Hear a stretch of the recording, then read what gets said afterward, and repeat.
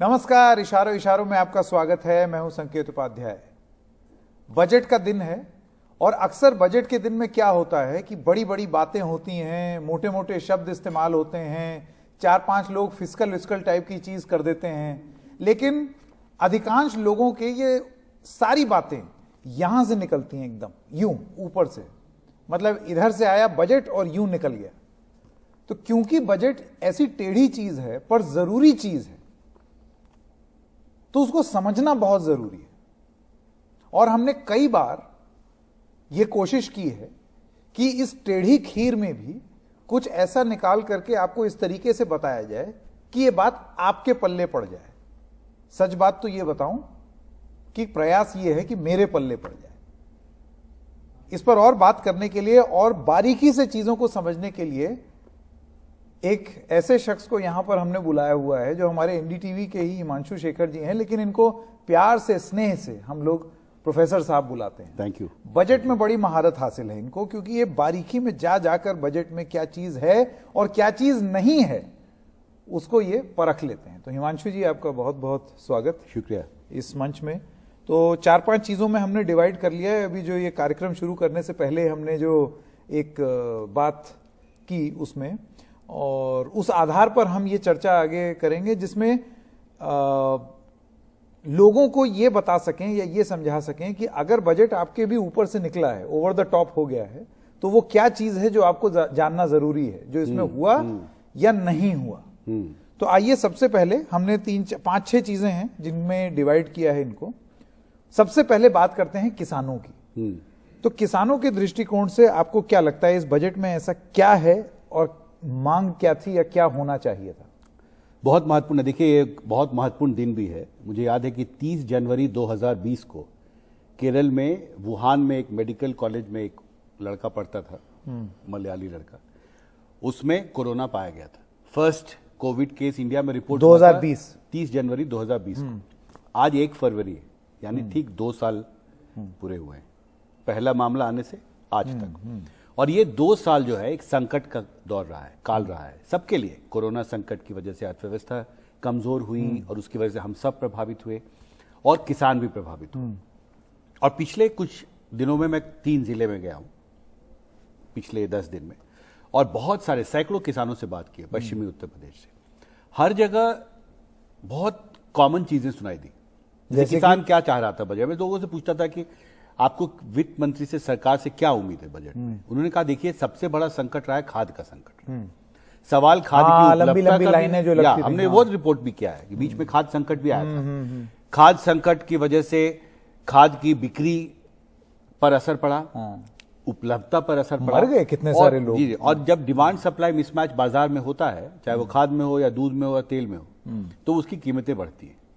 और ये संकट ऐसे वक्त पर आया जब पहले से ही कृषि क्षेत्र की जो संकट है वो एक नेशनल डिस्कोर्स का हिस्सा हो चुका, हम सब जानते हैं। उस संकट को एड्रेस करने के लिए एक पहल की गई, बाद में पहल वापस ली गई, लेकिन किसान जो हैं वो निश्चित तौर पर उनको लागत नहीं मिलता। ये शिकायत आपको हिंदुस्तान के हर कोने में मिलेगा। और वो चाहते थे कि एमएसपी रेट पर हमको कीमत नहीं मिलती, तो इनपुट कॉस्ट खेती का बढ़ गया, ये शिकायत हर जगह किसानों की थी। और इनपुट कॉस्ट तो बढ़ गया, खेती करना खर्चा हो गया, लागत बढ़ गई, कमाई बाजार में, मंडियों में वो रेट पे हमको सामान हमसे नहीं खरीदा जा रहा है, हमारा प्रोडक्ट जो है, जो सरकार एमएसपी रेट दिल्ली में तय करती। ये एक रिफ्रेन था। वो चाहते थे कि खाद सब्सिडी बढ़ाए भारत सरकार। लेकिन अब असलियत ये हुई है, मैं जरा ये देख रहा था, आपकी खाद वाली बात से मुझको एकदम से ध्यान आया कि एक तरफ आप कह रहे हैं कि वो चाह रहे थे कि खाद मुहैया आसानी से हो, कम दाम पर हो और ढंग से हो, सब्सिडी बढ़ाई जाए। लेकिन हुआ ये है कि सब्सिडी के सेक्शन में फर्टिलाइजर जो है, ये मैं बजट का जो होता है ना एक्सपेंडिचर, जिसको कहा जाता है प्रमुख मदों का व्यय, उसमें फर्टिलाइजर सब्सिडी, जो कि पिछले साल जो रिवाइज्ड एस्टिमेट थे, यानी कि टोटल कितना खर्चा किया सरकार ने, वो था फर्टिलाइजर सब्सिडी पे 1,40,122 करोड़ रुपए। इस साल के बजट एस्टिमेट में वो सिर्फ 1,05,222 करोड़ रुपए है, यानी कि पिछले साल जितना खर्च किया है उससे भी 40,000 करोड़ कम। एक तरफ तो आप ये कह रहे हैं कि एक मुख्य मांग ये थी कि देखिए सब्सिडी बढ़ाई जाए। सब्सिडी अगर सरकार यहाँ तो घट गई। अगर सब्सिडी घटती है तो निश्चित तौर पर जो सपोर्ट मिलता था सरकार की तरफ से खाद की अलग अलग तरह की खाद की अलग अलग नुकसान है, तो किसानों के ऊपर बोझ बढ़ेगा निश्चित तौर पर अगर ये बजट पारित होता है संसद में। तो दूसरी बात उनकी तरफ से ये भी कहा गया था कि बहुत सारे उपकरणों का हम इस्तेमाल करते हैं, अगर आप इनको थोड़ा सस्ता कर दे। देखिए आम किसान जो है गांव में रहता है उसको बहुत ज्यादा बारीकियां ना अर्थशास्त्र की पता है ना बजट की पता है। हम को नहीं मालूम। किसान से जब मैं पूछता था तो बोलते बजट हाँ अच्छा पार्लियामेंट तो वो लोग समझते नहीं थे, पर वो बताते थे कि देखिए ये संकट है और सरकार को बजट में ये करना चाहिए। एक रिफ्रेन ये भी था कि देखिए जैसे खाने का पीने का तेल है, एक किसान ने कहा कि मेरी घर वाली से रोज झगड़ा होता है क्योंकि किचन का बजट गड़बड़ा गया हमारा, मेरी कमाई घट गई है और खाने पीने का सामान महंगा हो गया है, तो खेत से लेके घर तक संकट है सर, वो बोल रहे थे। और घर वाली रोज बोलती है तुम कम पैसे कमा के लाते हो, तुम कम पैसे लाते हो, घर चलाना महंगा मुश्किल हो रहा है। और उन्हें कहा मेरा ही नहीं सर, मेरे गांव में घर में झगड़ा हो रहा है हस्बैंड वाइफ, इतना महंगा हो गया है। तो महंगाई भी खत्म करना चाहिए सरकार को, ये भी एक किसान चाहते थे कि वो भी एक, देखिए किसान भी एक इंसान है हमारे आपकी तरह, और वो खेती करते हैं, वो उनका प्रोफेशन है, लेकिन उनको घर के लिए भी तो चावल दाल। ये जो सब बातें हो रही हैं कि ड्रोन उड़ जाएगा और फसल में छिड़काव ड्रोन से हो जाएगा और ड्रोन से मॉनिटरिंग हो जाएगी, देखिए उसका भी अपना एक सुनहरे ख्वाब हैं या देखिए उसका भी एक महत्व है अपनी तरफ से। जैसे क्रॉप सर्वेलेंस के लिए आप आसानी से कर सकते हैं, जो बड़े किसान है वो कर सकते हैं, लेकिन सरकार ने खुद ही कहा है कि 90% से ज्यादा जो है वो छोटे किसान है देश में। तो ये छोटे किसान तो ड्रोन खरीद के सर्वेलेंस नहीं कर पाएंगे, ये बड़े किसानों के लिए है वो।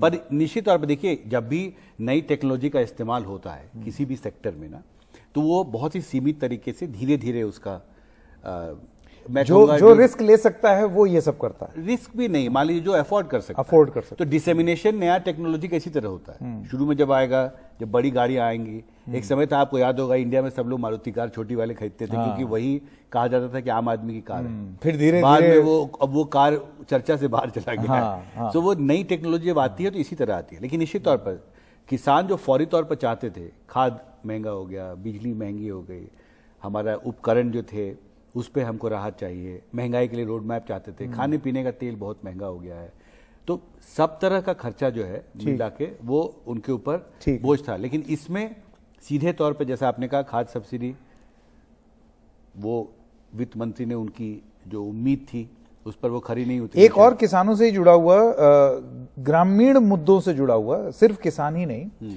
वो है मनरेगा। मनरेगा हमने देखा वो बड़ा भारी योगदान निभाया भाई। जब कोविड हुआ तो उस समय उसका बजट बढ़ाया, ऐसे माना जा रहा था कि रूरल सेक्टर में मनरेगा ने ही रोक करके रखा क्योंकि लोग यहां से भारी मात्रा में पलायन कर रहे थे अपने अपने गांव।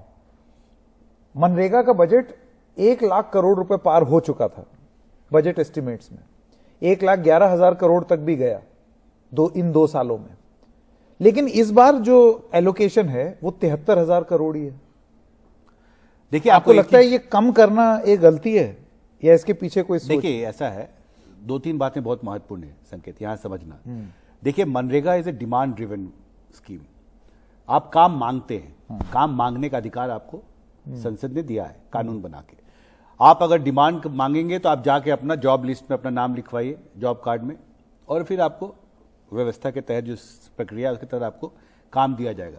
ये काम क्रिएट किया गया है जिससे आपको काम मिले, कि आप गांव में कच्ची सड़कें बनवाना, आप तो उसमें बहुत सारे पक्का काम भी होने लगा है। तो मनरेगा बेसिकली डिमांड ड्रिवन है, जितना भी लोग काम मांगेंगे उतना पैसा सरकार को देना होगा। अब बजट में चाहे जो भी प्रस्ताव करें, वो राइट है लोगों का।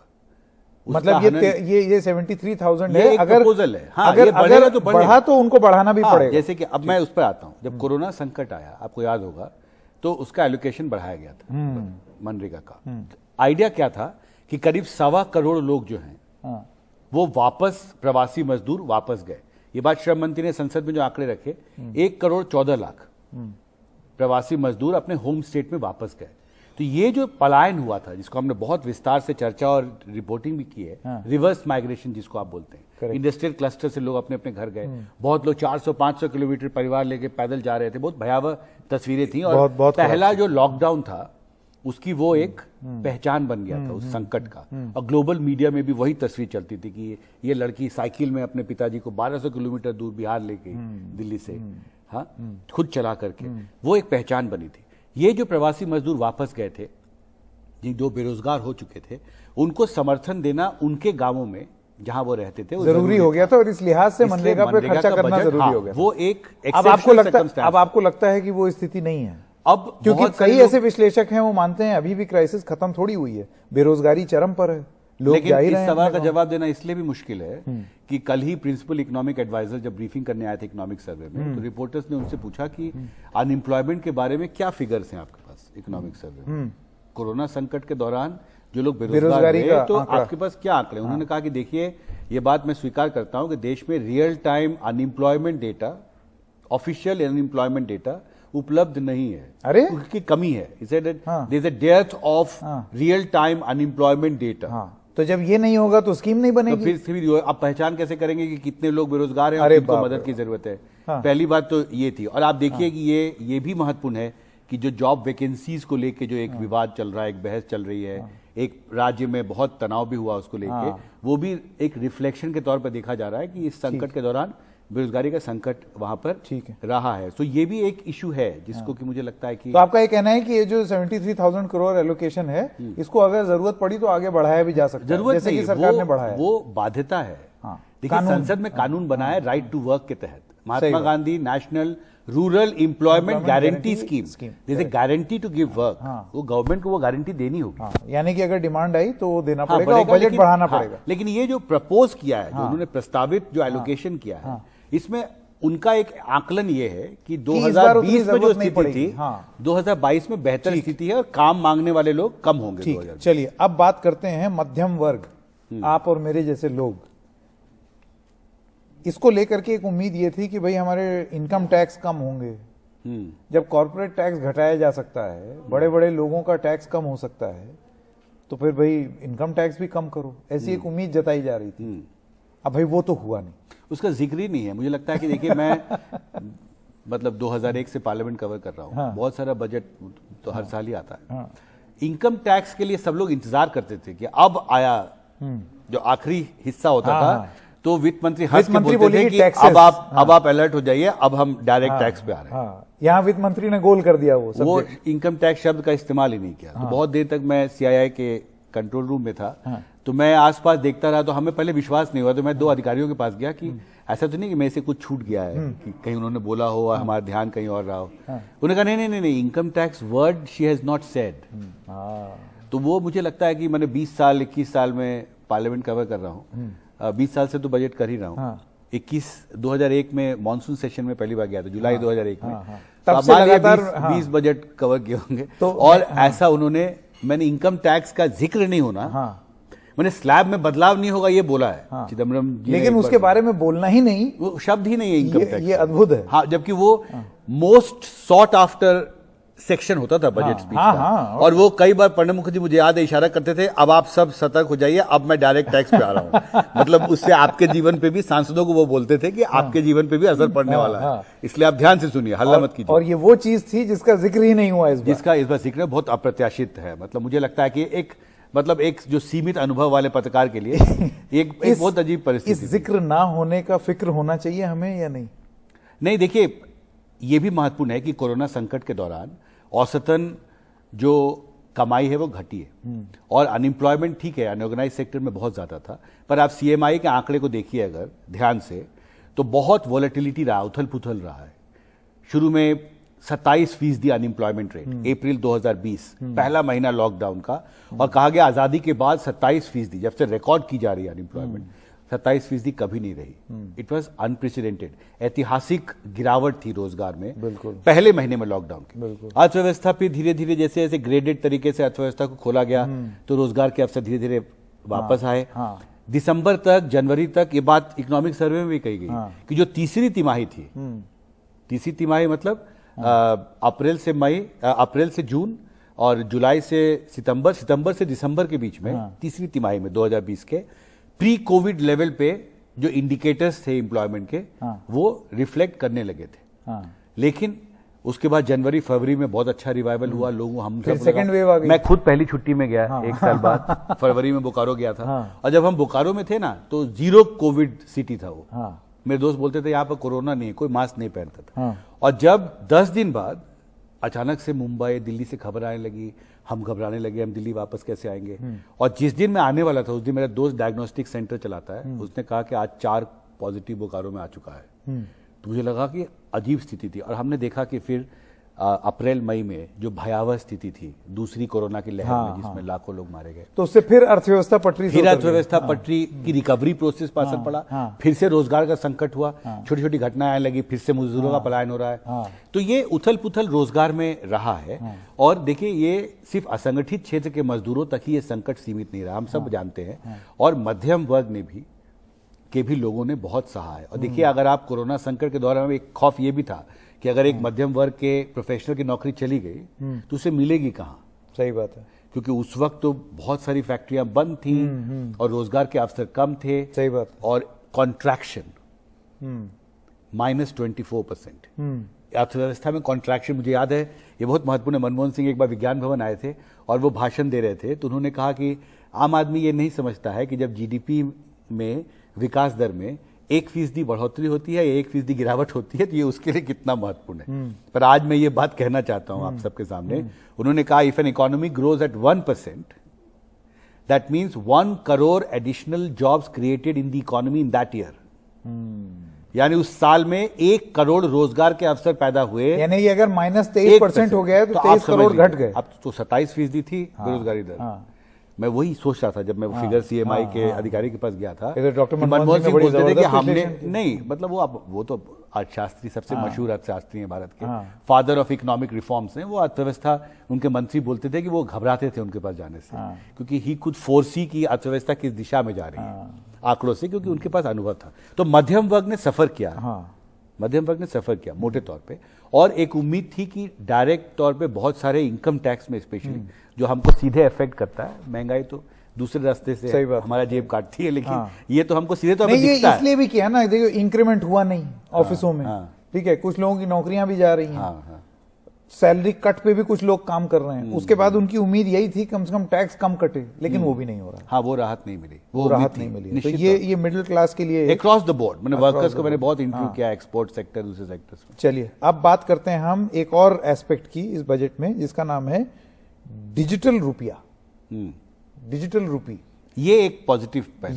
ये इसका जिक्र तो बहुत टाइम से हो रहा था कि अपनी करेंसी लाएंगे और ये वो, लेकिन इसको ऐसे मान लेना कि ये वही रुपया है बस डिजिटल फॉर्म में है, वो सही नहीं होगा, क्योंकि ये ब्रांड न्यू करेंसी है, ब्लॉकचेन पर आधारित होगी, ब्लॉकचेन टेक्नोलॉजी। तो इसको ये कहना सही होगा कि ये सरकारी क्रिप्टो करेंसी है? नहीं, क्यों ब्लॉकचेन टेक्नोलॉजी इस्तेमाल हाँ, लेकिन क्रिप्टो करेंसी से फिर उसका मीनिंग बदल जाता है। देखिए है तो वही क्रिप्टो करेंसी ब्लॉकचेन पे चलती है। इट्स ए लीगल टेंडर, उसकी कानूनी बाध्यता अभी नहीं है, मतलब legally is not regularised, so you can't trade in that, there is not officially recognised. Crypto currency को नहीं कर सकते, लेकिन इसको कर पाएंगे। ये तो आरबीआई खुद ही जारी कर रही है। देखिए ऐसा है, मैं अभी एक आईटी एक्सपर्ट के पास गया था, वो उन्होंने कहा कि देखिए इस बजट का अगर कुछ पहलू है जिससे कि मैं बहुत ज्यादा अट्रैक्टेड हूं, वो डिजिटल रुपया है। पहली बार इंडिया के हिस्ट्री में जो सेंट्रल बैंक है आरबीआई, वो एक डिजिटल रुपया लॉन्च करेगी इस साल में। बहुत उत्सुकता, देखिए हम सब कब होगा लॉन्च? इस साल में करना है। उन्होंने इस फाइनेंशियल ईयर 2022-23 कहा है वित्त मंत्री ने, और उन्होंने ये कहा इससे डिजिटल इकोनॉमी। और ये भी बता देना बहुत जरूरी है कि ये जो हमारा अभी रुपया है ये उससे अलग है। हाँ, ये एक, इसको आप एक अलग करेंसी मानिए। हाँ, मतलब वो अभी इसको समझने में भी हमको, आपको और दर्शकों को बहुत समय लगेगा। नहीं, मैंने दरअसल डॉक्टर अरुणा शर्मा जो हैं, जो आरबीआई में थी डिजिटल करेंसी विंग में, उनका अभी इंटरव्यू किया था थोड़ी देर पहले। तो उनका ये कहना था कि देखिए कैश के साथ जो सबसे बड़ी दिक्कत ये होती है कि अब कैश तो आपको छापना है, या कैश जो है वो एक सीमित ही अमाउंट में उपलब्ध होता है। तो ये डिजिटल करेंसी के आने से वो आपको फिजिकल टेंडर छापने की एक तो जरूरत नहीं है, दूसरी चीज ये है कि ये बैंकिंग सेक्टर इससे एकदम रिफॉर्म हो जाएगा। मतलब और जिस तरीके का डिजिटल पेनिट्रेशन हुआ है, भाई हर आदमी जो है वो पेटीएम वेटीएम कर रहा है। इस पर वित्त मंत्री ने ऐलान भी किया है ना कि जो डिजिटल यूनिट्स हैं बैंकों के, 75 जिले में सेटअप होंगे इस साल। हाँ, देखिए ये एक प्राथमिकता है सरकार का, डिजिटल इकोनॉमी को। ये तो अच्छी चीज है, ये बहुत अच्छा। और पेनिट्रेशन हुआ भी, ऐसा नहीं है कि मतलब ये कोई बड़ी एलियन सा कॉन्सेप्ट है कि ला के लोगों के सिर पे। आज की आपको पता है, मैं पिछले 3 महीने से मैं एटीएम नहीं गया हूं, मैंने पैसे कैश विड्रॉ नहीं किए हैं, क्योंकि जहां आप जाइए आप फोन से आप पेमेंट कर सकते। ये बात प्रधानमंत्री ने कुछ महीने पहले कही थी। हाँ, अच्छा, ये डिमोनेटाइजेशन की वजह से नहीं, कोविड की वजह से हुआ। नहीं, सही बात है, पर प्रधानमंत्री ने यह भी कहा था कि पहली बार शायद पिछली साल जो number of the quantum of transaction through ATMs and cash and the quantum of transaction through digital, उसके बीच में गैप कम हुआ है, बदला है। करेक्ट। तो we are moving in that. देखिए इसमें महत्वपूर्ण बात ये हुआ है कि अभी तक इंडिया में कोई रेगुलेशन नहीं है। मेरे वो अधिकारी बार बार बोल रहे थे क्रिप्टो इकोसिस्टम को रेगुलराइज करेगा ये फैसला। तो पहली बार जो लोग क्रिप्टो इकोसिस्टम से जुड़े हैं, जो पर्दे के पीछे ट्रेडिंग करते थे ना, जिसकी कोई सिक्योरिटी नहीं होती, कोई ब्लॉकचेन टेक्नोलॉजी के तहत एक अपना क्रिप्टो करेंसी बनाया, उसने बेचा, वो को भाग गया, क्या हुआ, टैक्स नहीं देता था वो, सही बात, इट वाज नॉन टैक्सेबल, सो उसमें अनिश्चितता ज्यादा थी, प्रॉफिट भी ज्यादा था। ये डिजिटल एसेट के टैक्स पर अभी आएंगे, लेकिन पहले हम ये डिजिटल रुपए की बात करते हैं। डिजिटल रुपए में सबसे पहली बात तो ये एस्टेब्लिश हो गई, ये अभी जो मौजूदा रुपया है उसके अलावा की एक करेंसी है, डिजिटल रुपया। ये डिजिटल दुनिया की करेंसी, ये डिजिटल दुनिया की करेंसी होगी। ये अलग ही हिसाब से मापदंड अलग होगा, इसके मापदंड अलग, इसका ट्रांजैक्शन अलग तरीके से होगा, ये उसका रेगुलेशन अलग तरीके से होगा। ये एक करेंसी होगी, ये एसेट नहीं है। और आरबीआई कानून में संशोधन करना होगा। हाँ, तो इसमें संसद की मंजूरी भी होगी, जरूरी होगी। और इसका मतलब है जब संसद में आरबीआई संशोधन विधेयक जाएगा, तो इस पर राजनीतिक बहस भी होगी। बिल्कुल। देखिए ये बात इतना आसानी से सुलझने वाली नहीं है। फिर वहां जब वित्त मंत्री आरबीआई एक्ट में अमेंडमेंट के लिए प्रस्ताव लेकर आएंगे, तो लोकसभा राज्यसभा में चर्चा होगी। फिर उनसे 50 तरह की जो आशंकाएं हैं सांसदों की, वो रखे जाएंगे। बहुत सारे सांसद, अनुभव के आधार पर मैं बोल सकता हूँ, बहुत सारे सांसद बोलेंगे देखिए बहुत घबराहट होती है सब सुन के, तो हमारे लिए नया है। देखिए क्योंकि ये जब भी कोई नई चीज आती है ना, तो लोग डरते हैं उसमें। जैसे आपको उदाहरण के लिए बताता हूँ कि मैं अपने निजी जीवन के तौर पर, आपने ट्रांजैक्शन नहीं किया और मैं डिजिटल ट्रांजैक्शन नहीं करता, क्यों? क्योंकि मुझे एक इन्वेस्टमेंट बैंकर ने 4-5 साल पहले कहा no, don't do internet banking, it is not safe. ऐसे बोल के वो चले गए। अब मैं उन पर विश्वास करता था, मुझे लगा कि जब इन्वेस्टमेंट बैंकर बोल रहा है कि डिजिटल ट्रांजैक्शन तो क्यों करें, से बचो, इसमें फ्रॉड का चांस है, इंटरनेट बैंकिंग मत करो, पैसा उड़ जाता है। हम लोग अखबार में पढ़ते हैं कि यहाँ फ्रॉड हो गया, पैसा ले लिया, तो हम तो बहुत ज्यादा हमारी कमाई नहीं है, तो जो है उसको सुरक्षित रखा जाए। तो बोला क्या होता है, 15 मिनट लगेगा, बैंक में ब्रांच पे जाके पैसा लेके आ जाओ, एटीएम से निकाल लो, यही बैठे बैठे पैसा करने की क्या जरूरत है।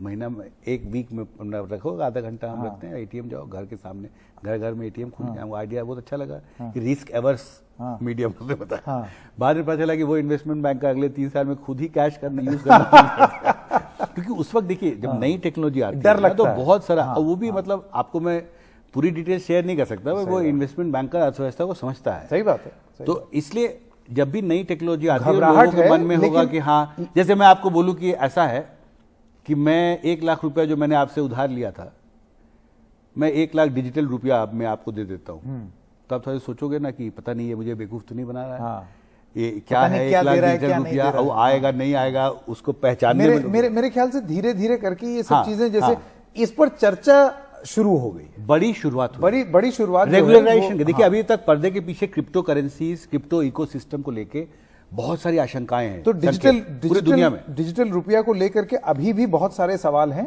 लेकिन इसको ये माना जा रहा है कि एक step in the right direction. हाँ, लेकिन और एक सलाह भी होगी दर्शकों को कि जब आरबीआई संशोधन विधेयक संसद में आता है तो आप उसको पढ़ें जरूर। क्योंकि ये ऐसे नहीं आ सकता ना कि आरबीआई ना कल अनाउंस कर देगी, उसके लिए उसको संसद की मंजूरी की जरूरत होगी। तो जब संसद में आरबीआई अमेंडमेंट बिल आएगा तो उसके प्रारूप होगा, तो उसमें आरबीआई को लिखना होगा कि डिजिटल रुपया आएगा, ऐसे आएगा, सेफगार्ड्स ये हैं, हम ऐसे रेगुलेट करेंगे जैसे हम नॉर्मल बैंकिंग सेक्टर को करते हैं। वो सारी डिटेल जब आएंगी और उस पर फिर हंगामा होगा, चर्चा होगी, बहुत सारे विपक्षी दल मांग कर सकते हैं कि ये बहुत सेंसिटिव इशू है, हम ठीक से नहीं समझते, आप इसको स्टैंडिंग कमेटी के पास भेजिए। फिर स्टैंडिंग कमेटी के पास अगर बिल को भेजा जाता है तो फिर स्टेक होल्डर्स को स्टैंडिंग कमेटी इनवाइट करेगी, फिर आरबीआई गवर्नर आके बताएंगे, फिर आईटी विशेषज्ञ आएंगे, वो अपनी बात कहेंगे कि नहीं इस बिल में आपने ये सेफगार्ड के लिए 4 प्रावधान रखा पर 2 और रखना चाहिए आपको। तो स्टैंडिंग कमेटी समीक्षा करके फिर संसद में रिपोर्ट देगी, फिर वो रिपोर्ट पर चर्चा होगी। मतलब अभी लंबी प्रक्रिया है। अभी शुरुआत हुई है घोषणा की। मतलब लंबी मतलब इसमें जब तक संसद में आरबीआई अमेंडमेंट बिल नहीं आता ना, तब तक हमारे पास इसका प्रारूप क्या है, आरबीआई ने क्या रोडमैप बनाया वो आपको नहीं पता। ये एक बड़ी अहम बात बताई आपने कि आ गया है, आना जरूरी था।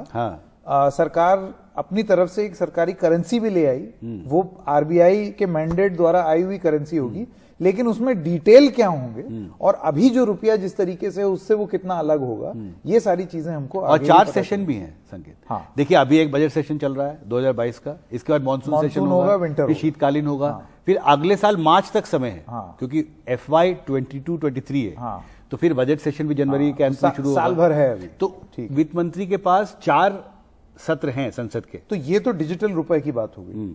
अच्छा, दूसरी बात होती है क्रिप्टो करेंसी, जो अभी जिस तरीके से हम जानते हैं, जैसे बिटकॉइन, इथीरियम, ये सब जो है, इनके भविष्य को लेकर के भी बड़े सवाल उठ रहे थे कि भाई बैन हो जाएगा नहीं हो जाएगा। आपको तो मालूम ही है पिछले सत्र में वो लिखा हुआ आ गया और उसके बाद वो पूरा जितने एक्सचेंज थे उस सब में वो दाम धड़ाम हो गए। कहां 55-55 लाख पर पहुंच गया था बिटकॉइन, वो घट के अब 30-35 लाख पे आ गया और नीचे गिर रहा है। लेकिन आज के अपने भाषण में वित्त मंत्री ने बोला कि डिजिटल एसेट के ट्रांजैक्शन पर टैक्स लगेगा और वो भी 30%, सीधा 30%। ये भी रेगुलराइजेशन की तरफ पहला कदम है। नहीं तो इससे एक चीज तो साबित हो गई हिमांशु जी कि जो मौजूदा क्रिप्टो करेंसी हैं या क्रिप्टो एसेट्स हैं, एसेट इसलिए क्योंकि उसको करेंसी ना बुलाया जाए, इस वजह से लोग कहते हैं कि इसको आप यूं समझिए कि जैसे आपने फोन खरीदा या कोई शेयर खरीद लिया या इस तरीके से, तो उसको अपना एसेट मानिए, करेंसी का नाम मत दीजिए। लेकिन जो लोगों को यह डर था कि वो करेंसी बंद हो जाएगी या बैन हो जाएगी, अब टैक्स लगाने की बात से एक चीज तो साफ हो गई है, जो मुझे लगता है कि कमाई पर टैक्स लेगी सरकार। बिल्कुल, यानी कि वो कमाई का जरिया बना रहेगा, बस अब टैक्स देना पड़ेगा। देखिए, आप जब जैसे ही किसी भी सेक्टर पर टैक्स लगाते हैं तो आप उसको सबसे पहले रेगुलराइज करने की प्रक्रिया शुरू करते हैं। टैक्स कैसे लगेगा? हिमांशु शेखर पर कैसे टैक्स लगेगा, या संकेत पर कैसे टैक्स पहले वो कमाएंगे। पहले उसका बोला जाएगा अच्छा ऐसा है कि इससे 30% टैक्स लेना है जो संकेत की सैलरी है उससे। नहीं तो कैसे लिया जाए? तो पता चला कि उसके लिए एनडीटीवी सिस्टम की जवाबदेही बनाइए। I am just saying hypothetically. उसमें क्या होता है कि देखिए ऑर्गेनाइजेशन की जवाबदेही तय की गई। इनकम टैक्स डिपार्टमेंट ने कहा कि ऑर्गेनाइजेशन में हम लोग सब देते हैं ना, अभी भी हम इनकम टैक्स प्रूफ जमा करने का कल लास्ट डेट है, तो हम लोग सब, हमारा तो टैक्स डिडक्शन कंपनी करती है और हमारे बिहाफ पे जमा कर देती है। बोलने का मतलब ये था कि जब भी अब सरकार टैक्स लगाती है किसी भी व्यवस्था में, तो उसके लिए एक पूरा पाइपलाइन बनाना पड़ेगा ना उनको। जवाबदेही हर एक स्टेक होल्डर की तय करनी होगी। फिर हमें भी कहा जाता है तुम्हारा एडिशनल इनकम है। आज तो उन्होंने अपडेटेड रिटर्न का भी कंसेप्ट दे दिया कि मान लीजिए आपने अगर कुछ ज्यादा रिबेट मांग लिया है और आपको लगता है कि सही नहीं है, तो आप नया रिटर्न सही कर लीजिए, सही कर सकते हैं। 2 साल तक आपके पास ऑप्शन रहेगा। तो ये एक ईज ऑफ डूइंग बिजनेस की दिशा में एक बहुत अच्छा पहल है। अगर आपसे गलती भी हो गई है, सुधारने का भी मौका था। पहले होता था कि आप एक बार रिटर्न फाइल कर दिए तो वो फाइनल है, उसके आधार पे, स्पेशली बड़े उद्योगपतियों के लिए। देखिए हमारे आपके जैसे टैक्स कर रहा था के लिए नहीं है, ज्यादातर जो बड़े लोग हैं तो उनके लिए है। नहीं, लेकिन डिजिटल एसेट टैक्स जो है, मैं उसके लिहाज से पूछ रहा हूं, तो ये एक पॉजिटिव न्यूज इसलिए है कि जो लोग ये सोच रहे थे कि बंद हो जाएगा या बैन हो जाएगा, नहीं, वो नहीं होगा। अब क्या है, उसको रेगुलेट करने की। पर इसमें एक और चीज मैं बताता हूं कि एक्सपर्ट ये भी पूछेंगे कि सरकार शुड फर्स्ट क्लैरिफाई कि किसको डिजिटल एसेट माना जाएगा। आप इसको डिकंस्ट्रक्ट कीजिए रिसर्चर की तरह। क्योंकि दिया 30% on transfer of digital asset. तो digital asset I have a question कि आप बताइए, पहले आप डिफाइन कीजिए कि वित्त मंत्री के कैसे डिफाइन किया डिजिटल एसेट, परिभाषित कीजिए। वो परिभाषित ही तभी होगा जब इसके बारे में सरकार आगे कोई पॉलिसी डॉक्यूमेंट, या जब फाइनेंस बिल के ड्राफ्ट आएगा, या जब संसद में बजट प्रस्ताव के लिए रखा जाएगा, जब इस पर चर्चा होगी, तो उसमें उनसे सवाल पूछा जा सकता है कि आप बताइए कि क्या आप डिजिटल एसेट इसको मानते हैं, इसको नहीं मानते हैं, क्यों नहीं मानते हैं, क्यों मानते हैं। अभी तो यही चक्कर है ना कि लोग क्रिप्टो करेंसीज में ट्रेडिंग करते हैं, but it is not officially recognised, लेकिन हो तो रहा है। देखिए समझना जरूरी है, इंडिया के नेशनल न्यूज़पेपर्स में फ्रंट पेज पे एड्स आते हैं क्रिप्टो करेंसीज के। हाँ सही बात है। आते हैं। क्रिकेट मैच मैंने 10 साल बाद फिर से देखना शुरू किया है, तो साउथ हाँ, अफ्रीका वर्ल्ड सीरीज देख कप में रहा आया था। वर्ल्ड कप में नहीं, साउथ अफ्रीका सीरीज में जब वो मैच दूर से दिखाते थे ना, हाँ। तो उसमें क्रिप्टो करेंसीज में जो ट्रेडिंग करने वाली कंपनी है उनका ऐड होता था, स्टेडियम में दिखता था, सब तरह ऐड है। तो देखिए it is everywhere, it is just that हमने उसको आंख बंद कर लिया था और वो काम चल रहा था।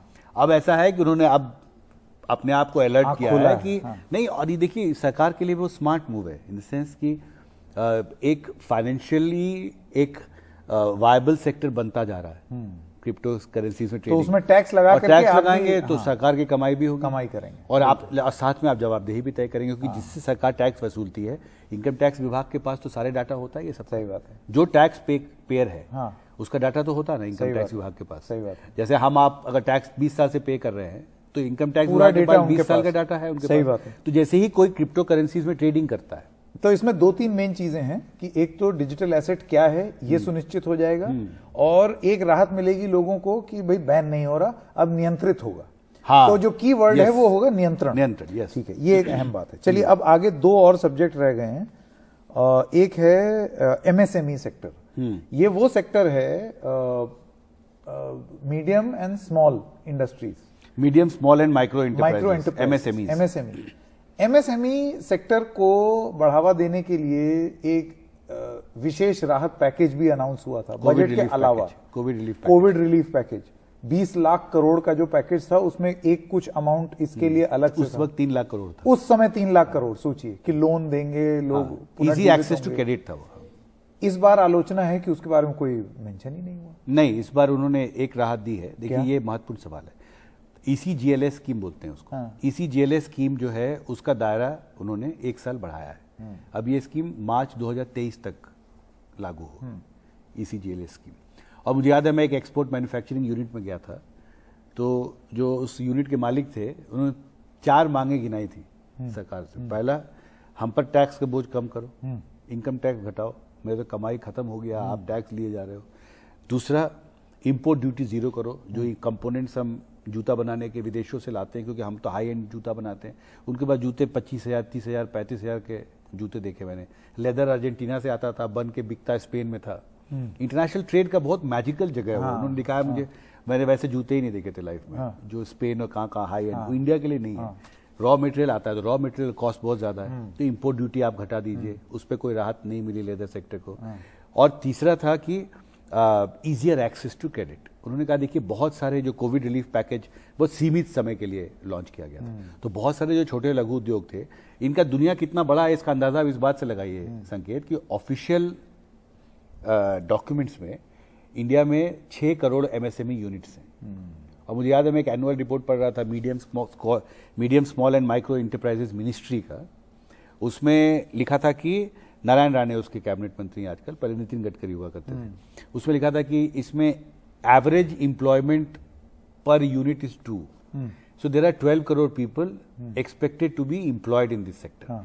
जब आप छोटे लघु उद्योग की बात कर रहे हैं तो आप 12 करोड़ भारत के नागरिकों की बात कर रहे हैं। सही बात है। जो एम्प्लॉयड हैं 12 करोड़ परिवारों की बात कर रहे हैं। उदाहरण के लिए अगर वाइफ काम नहीं करती है तो 12 करोड़ कर्मचारी है, लोग हैं जिनका रोजगार चलता है। बहुत बड़ा सेक्टर, बहुत बड़ा सेक्टर है। तो उन्होंने 1 साल के लिए वो अवधि बढ़ाई है। वो एक्सपोर्ट मैन्युफैक्चरिंग यूनिट के मालिक कह रहे थे। तो फिर लोग ये क्यों कह रहे हैं कि इस सेक्टर का कारण क्या है? उसका कारण ये है कि लोगों का ये कहना है कि हमें कोरोना संकट में सबसे ज्यादा मार पड़ी है छोटे लघु उद्योगों पे। जो बड़ा उद्योगपति था वो तो सस्टेन कर लिया। देखिए जब मैं डिजास्टर पर रिसर्च करता हूँ, जब बाढ़ आती है ना किसी शहर में संकेत, तो जो छोटे कमजोर लोगों के घर होते हैं सबसे पहले वो बह जाते हैं, झुग्गी झोपड़ियां बह जाती हैं, लेकिन टावर्स नहीं बहते। सही बात है। तो जब तूफान आया कोरोना का, तो छोटे जो बड़े उद्योगपति के पास मसल पावर था, उसने अपने आप को एब्जॉर्ब कर लिया शॉक को। लेकिन जो व्यक्ति को हर साल 1 लाख रुपया कमाई है, 50,000 कमाई है, वो फैक्ट्री बंद कर दोगे आप उसका, तो कमाएगा कैसे? और ये जो 12 करोड़ लोग हैं, अधिकतर असंगठित क्षेत्र के लोग थे, तो पलायन इन्होंने ही किया था जो एमएसएमईज में काम करते थे, छोटे लघु उद्योगों में असंगठित क्षेत्र के जो लोग थे।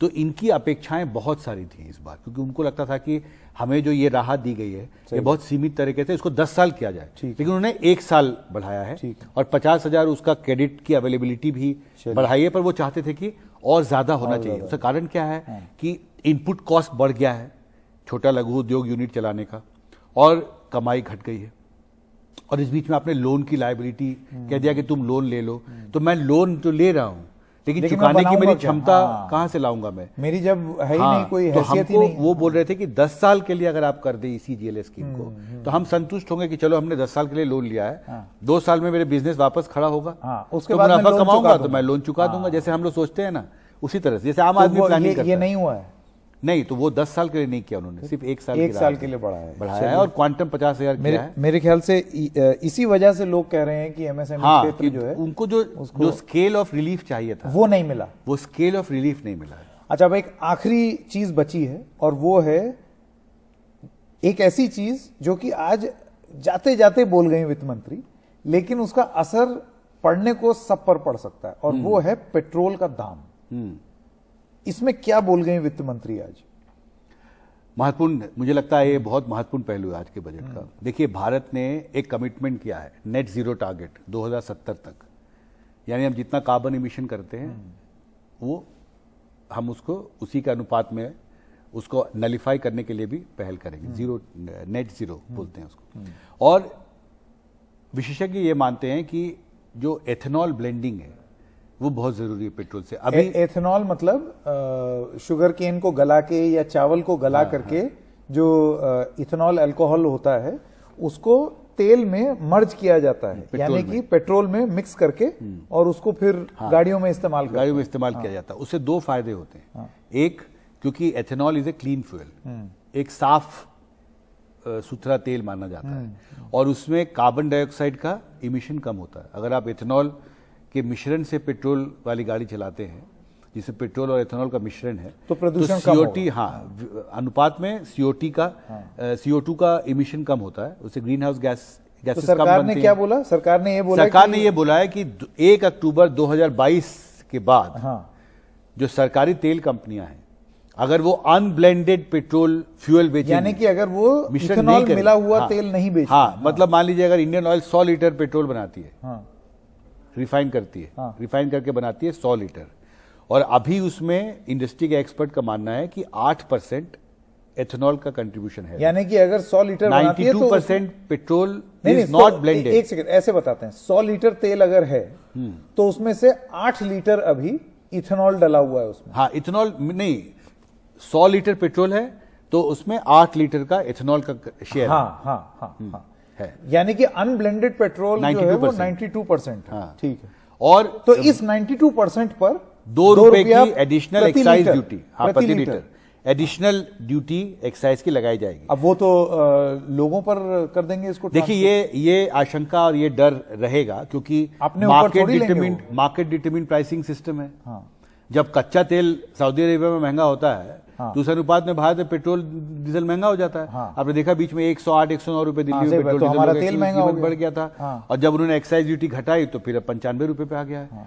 तो ये तेल का खेल, जैसे 96 रुपए 41 पैसे या 95 रुपए 41 पैसे पिछले 3-4 हफ्ते से चेंज ही नहीं हुआ है, जबकि हमने उथल पुथल देखा कि क्रूड ऑयल में चल रहा है। तो ये एक कॉम्प्लेक्स डायनेमिक्स है, लेकिन एक आशंका जरूर है कि देखिए, जब आप किसी भी रिफाइनरी कंपनी के ऊपर 2 रुपए प्रति लीटर एक्साइज ड्यूटी अलग से लगाएंगे तो ये आशंका रहेगी कि मार्केट ड्रिवन प्राइसिंग सिस्टम में वो उस एडिशनल जो बर्डन उनके ऊपर आएगा वो आगे पास, वो आम आदमी पर ट्रांसफर करेंगे। आम आदमी की बाइक में और आम आदमी की गाड़ी में हो सकता है कि ये तेल पर का एक दाम विंडो है, आपको इंतजार करना पड़ेगा, क्योंकि ये फैसला 1 अक्टूबर से लागू है। लेकिन इसका दूसरा महत्वपूर्ण पहलू भी है जो मुझे लगता है जिसकी चर्चा भी बहुत हो रही है, कि भारत में अगर कार्बन इमिशंस को घटाना है तो आपको मिश्रित और करना होगा। प्रदूषण को नियंत्रित करने के लिए, जलवायु परिवर्तन तो हो सकता है ये इस कारण से भी लगाया गया, इसी के लिए कि कंपनियां जल्दी और इथेनॉल क्योंकि अमेरिका में, कनाडा में, यूरोप में, जर्मनी में 30% तक ब्लेंडिंग है। मतलब जर्मनी में जो तेल बिकता है पेट्रोल, उसमें एथेनॉल का शेयर 30%। हमारे यहाँ 8 है। हमारे 8 है। तो सरकार ये भी मैसेज दे रही है रिफाइनरी कंपनीज को कि आप इस प्रक्रिया को, जो ये ट्रांजिशन पीरियड है जिसमें आप ज्यादा से ज्यादा इथेनॉल का इस्तेमाल करें, इसको और तेज कीजिए। करेक्ट। लेकिन उसमें दूसरा सवाल ये होगा जो किरीट पारिक उठा रहे थे, जिनका मैंने इंटरव्यू किया है।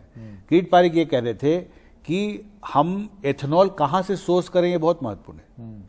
अगर हम शुगर केन से ऊपर इतना ज्यादा डिपेंडेंट हो एथेनॉल प्रोडक्शन के लिए भारत में, तो शुगर केन एक ऐसा क्रॉप है जो बहुत पानी का इस्तेमाल उसमें होता है, और बिजली में पानी में सब्सिडी भी सिंचाई के लिए सरकार देती है किसानों को।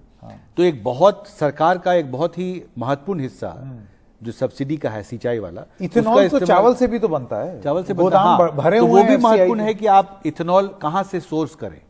ब्लेंडिंग जरूरी है, सब लोग कह रहे हैं ब्लेंडिंग जरूरी है, लेकिन इसमें एक मैसेज मुझे लगता है एफएम ने बहुत साफ और सख्त मैसेज दिया है सरकारी तेल कंपनियों को कि भैया ऐसा है कि आप पेट्रोल और एथेनॉल का मिश्रण करके बेचना शुरू करें ज्यादा से ज्यादा। आम आदमी के दृष्टिकोण से तो ये है कि भाई मेरा पेट्रोल फिर 2 रुपए ना महंगा हो जाए, इस सब के चक्कर 1 अक्टूबर से तो बस ये ना हो, बाकी वो अपना करते रहे मिश्रण, उससे कोई दिक्कत नहीं। वो आशंका वो रहेगी, क्योंकि देखिए, क्योंकि आपको पता है कि जब भी लोग ये कहते हैं कि तेल कंपनियां बहाने ढूंढती है कभी कभी, जब क्रूड बहुत महंगा, जैसे अभी क्रूड जो है बीच में महंगा हुआ था, लेकिन उस अनुपात में चेंज नहीं हुआ है पेट्रोल का प्राइस, लेकिन कुछ दिन पहले हो सकता है चुनाव बाद हो जाए, अभी तो चुनाव चल रहे हैं ना। खैर ये बहुत कॉम्प्लेक्स सवाल है, लेकिन हम बोल रहे हैं कि ऐसा हमेशा से ये दलील रही है।